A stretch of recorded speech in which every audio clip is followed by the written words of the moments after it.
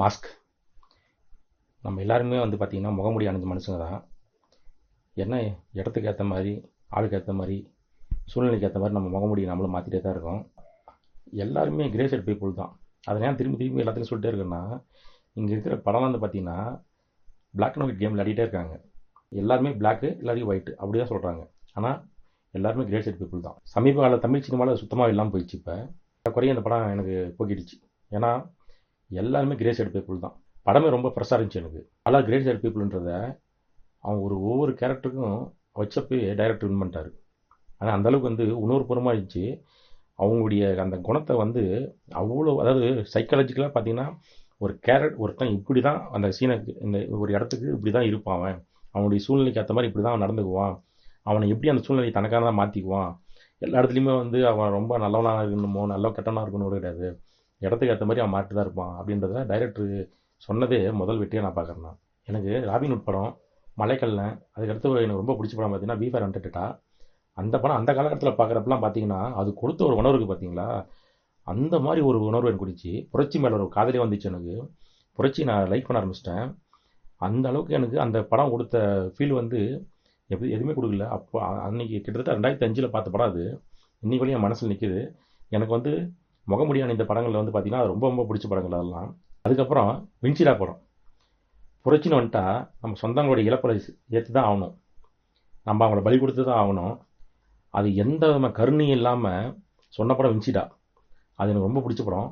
இந்த படம் எல்லாமே பார்த்தீங்கன்னா வெற்றிமாறன் வந்து மேடையில் சொன்ன மாதிரி குரல் அற்றவளின் குரல்னு சொல்லி சொன்னார் அவர். உண்மையாகவே இந்த படங்கள் எல்லாமே நான் பார்த்த படம் அத்தனையுமே குரல் அற்றவளியோட குரல் தான். இந்த படம்லாம் பார்த்தீங்கன்னா ரத்தத்தை சிந்துறதோட சில நேரத்தில் ரத்தத்தை எடுக்கிறதுக்கும் நம்ம தயங்கக்கூடாதுன்றத இந்த படங்கள் எனக்கு சொல்லியிருக்கு. அது உண்மை. நம்ம என்ன ஆயுதம் எடுக்கிறன்றத நம்ம முடிவு பண்ணுறது நம்மளுடைய எதிராளி தான். அவன் தான் நம்மளை அந்த ஆயுதத்தை எடுக்க வைக்கிறான். அது எல்லாமே இந்த படம்லாம் எனக்கு உணர்த்தியிருக்கு. இந்த படமும் எனக்கு உணர்த்தியிருக்கு. இன்றைக்கி இருக்கிற நிலைமையில் சட்டம் பாவப்பட்ட மக்களுக்கோ வெகுஜன மக்களுக்கோ கிடையவே கிடையாது.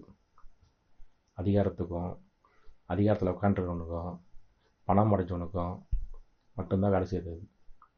உண்மையாகவே நான் அப்படி தான் பார்க்குறேன். இன்றைக்கி உலகத்தில், இன்றைக்கி நம்ம நாட்டில் அப்படி தான் நடக்குது எல்லாமே. பாவப்பட்டவனுடைய நிலைமை ரொம்ப ரொம்ப கொடுமையாக தான் இருக்குது. இங்கே எப்பயுமே உண்மை தோத்துட்டுது, பொய் மட்டும் தான் ஜெயிக்குது.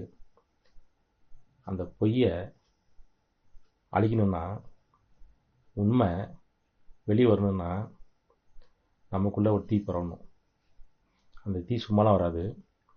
உங்களுடைய இழப்பு தான் அந்த தீயை வந்து பெரிய லெவலில் பற்ற வைக்கும். படத்தில் ஒரு நல்ல வசனம் இருக்குது, உனக்கு தேவையா நேர்மையா அப்படின்றது ரொம்ப முக்கியமான ஒரு வசனம். அது எனக்கு நடிகர்களுடைய மாஸ்கை பயன்படுத்தியிருந்தாங்க. எனக்கு ரொம்ப பிடிச்சிருந்துச்சி. நடிகவேலை எனக்கு ரொம்ப பிடிக்கும். சினிமாவில் பிடிக்கின்றதை தாண்டி நிஜ வாழ்க்கையில் ரொம்ப ரொம்ப பிடிக்கும் அவரை. நிஜ வாழ்க்கையில் ஒரு பெரிய லெஜண்ட் அவர், ஒரு புரட்சியாளர். எந்த அளவுக்கு எனக்கு அவர் பிடிக்குன்னா, ஏன் அவர் மேலே எனக்கு ஒரு தீராப்பட்டு இருந்துச்சுன்னா, நான் ஜீவா பற்றி படிக்கிறப்ப ஜீவாவுக்கும் அவருக்கும் உள்ள இந்த ரிலேஷன்ஷிப் இருக்குது பார்த்தீங்களா, அது எனக்கு உண்மையிலே பிரமிப்பாக இருந்துச்சு. எனக்கு அன்னையிலேருந்து எனக்கு நடிகவேலை பற்றி தெரிஞ்சுக்கணும்னு ஆசைப்பட்டு நான் அவரை பற்றி நிறைய படித்தேன். உண்மையிலே அவர் வந்து ஒரு லெஜெண்ட் தான். அவர் ஒரு பெரிய கலகக்காரன். படத்தில் வருத்தம்னு பார்த்தீங்கன்னா திருப்பி திருப்பி பிளாக்மெயில் பண்ணுறது, ஆக்ட் பண்ணுறது, அப்புறம் வந்து வழக்கமாக வந்து நமக்கு நெருங்கிய உறவுகளை வச்சு மிரட்டுறது, இந்த மாதிரி சீன்லாம் வந்து டைரக்டர் வந்து பார்த்திங்கன்னா அவருடைய ஃப்ளெக்சிபிலிட்டிக்காகவும் சேஃப் ஜோனில் கேம் விளையாடுறதுக்கு மாதிரி தான் யூஸ் பண்ண மாதிரி தெரியுது எனக்கு.